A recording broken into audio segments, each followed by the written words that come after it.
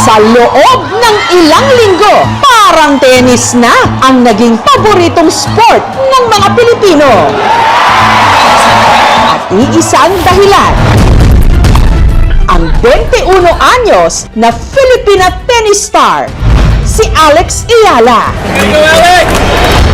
Pasok siya at naglaro sa final rounds ng pinaka-prestigyosong tennis tournament sa buong mundo, ang Wimbledon. Pinahanga niya hindi lang tayong mga Pilipino, kundi lahat ng nanood sa kanya. Nariyang halos sumubsob sa court. Mahabol lang ang bola. Ayon nga sa tennis legend na si Maria Sharapova, si Alex a star. Naging makasaysayan ang paglalaro ni Alex sa Wimbledon. Lalo't siya ang kauna-unahang Pilipinong tennis player na pumasok sa round of 16. Tinalo pa niya ang defending champion at dating world number 1 na si Iga Swiatek. Matapos ang mga ipinamalas niya sa Wimbledon, umakyat ang kanyang world ranking to number 28. Pinakamataas din na naabot ng isang Pilipinong tennis player. Kaya sa kanyang pag-uwi sa Pilipinas, hindi maikakaila, the Alex Ayala effect is on. Sa airport pa lang, dinagsana siya. Pati Malacanang nagbigay sa kanya ng homecoming reception at ginawaran pa ng presidential citation. Lubos kong ipinagmamalaki ang pagiging Pilipino. I carry the flag with me wherever I go. Nito lang Miyerkules, nakapanayam ko si Alex. Hi Alex, nagulat ka raw pagdating mo sa airport. Dun sa Talagang pag- nagulat. Parang you haven't fully grasped the extent of what you've done Hindi for this talaga. country. Yeah. Na meron nang tinatawag ngayon the Alex Ayala effect. Ooh, grabing dating. Hindi ko talaga inakalang ganun kadaming tao ang sasalubong sa akin sa airport. I expected maybe some kids, ilang atleta, maybe just the Philippine Sports Commission. Nagulat talaga ako. Wala kang awareness how big you've become? A little bit. Pero hindi ako madalas nakakauwi. So, tuwing nakakauwi ako, syempre, nagugulat ako parati. Because this is my home and this is where I've grown up. So, I go to the same places that I've been going for forever and naiiba yung experience ko. Everyone's talking about that magic shot. Na-realize mo ba what you did? Yes, nadulas ako after the serve. Parang sayang, super important point. Tapos nakita ko, medyo mahina yung palm niya. Sabi ko, kaya. And then yan nga, inabot ko. But I think that's just the mentality I had and it shows the motivation I had to win. Pero Alex, paano mo kinakaya yung pressure? Ang hirap nun one match, one tournament after another. Tapos ngayon, fairly or unfairly, parang sa'yo pa nakaatang ngayon yung Philippine pride. I remember at the core kung ano talaga yung trabaho ko. Atleta ako. And I know how to be an athlete. I've worked hard to be an athlete. Halos buong buhay akong tennis player. I know how to handle my composure. I know how to hit the ball well. Anong klaseng mindset meron ka ba? Do you have nerves of steel? Siyempre, kinakabahan ako like that in the big stages, kapag kalaban ko si Swiatek, or kapag kalaban ko si Paulini, or kapag nasa center court ako, siyempre kinakabahan din ako. But when I'm in the match and I have sense enough to trust myself and sense enough to live in the moment. Ano bang pakiramdam when you're there, the world is watching? What does tennis do to you? Ang daming binigay sa akin ng tennis. Ang dami kong natutunan, ang dami kong na-meet na mga tao. Tennis has given me so much and I think when I wear my heart out on my sleeve when I play. So, nakikita mo talaga yung personality ko kapag naglalaro ako ng tennis. Nasa dugo ni na Alex ang pagiging atleta. Dating Southeast Asia Games bronze medalist sa swimming ang kanyang mami Riza. Tennis player din sa Amerika ang kanyang kuya na si Miko. At ang una raw nagturo sa kanyang humawak ng racket ang kanyang lolo Bobby. Kaya 4 na taong gulang pa lang si Alex. Halos dito na siya lumaki sa tennis court ng Valle Verde Country Club sa Pasig. Dito niya raw unang hinasa ang kanyang pamatay na top spin at two-handed backhand. Naalala namin dati si Alex. Ang presidente ng Valle Verde Country Club na si Richie, nasundan daw ang karera ni Alex mula nung ito'y bata pa. First friend ko yung lolo kasi niya eh. Laki-laki talaga ng cheeks na nun. Nakakatuwa kasi makakita ng tennis player na ang liit pa lang. First time siya naglaro, mga 4 years old. Tapos naka-complete tennis outfit na siya. Pagkatapos daw ng klase ni Alex, diretso ito agad sa tennis court para mag-training. Nung bata siya, ang tanda ko once a day after school. Later on, they became more serious. Twice a day silang mag-practice. Yung commitment nila, ibang klase. At kahit daw si Alex ang pinakabata o pinakamaliit noon, hindi raw ito nag-atubiling sumabak sa mga club tournament. Itong isang photo na to, pinuntahan namin siya sa Singapore. Silang magkapatid. Sinupport namin siya. I think nag-champion siya dito. Ayon sa mga dati niyang nakakalaro sa tennis, noon pa man daw, kahit si Alex tahimik, matinik!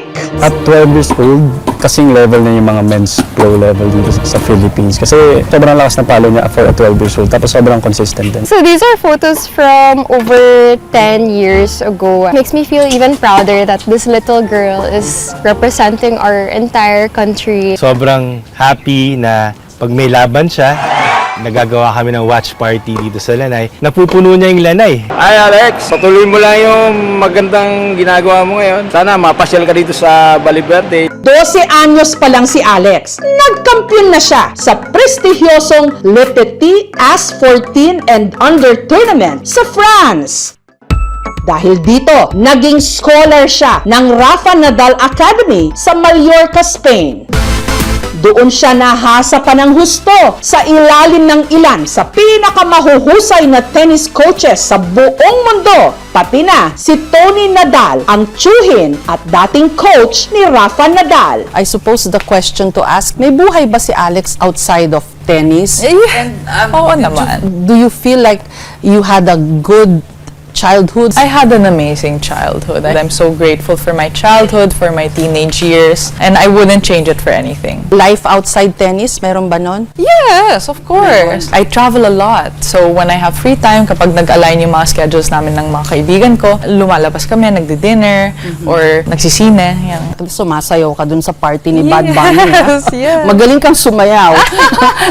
Game naman kaya si Alex sa isang acting challenge. May acting challenge sila. Game ka ba? Okay. Anong sentence? Mabuhay mga kababayan. Ayun, but different Okay. emotions Oh, okay. daw. Mabuhay mga kababayan. Happy. Mabuhay mga kababayan!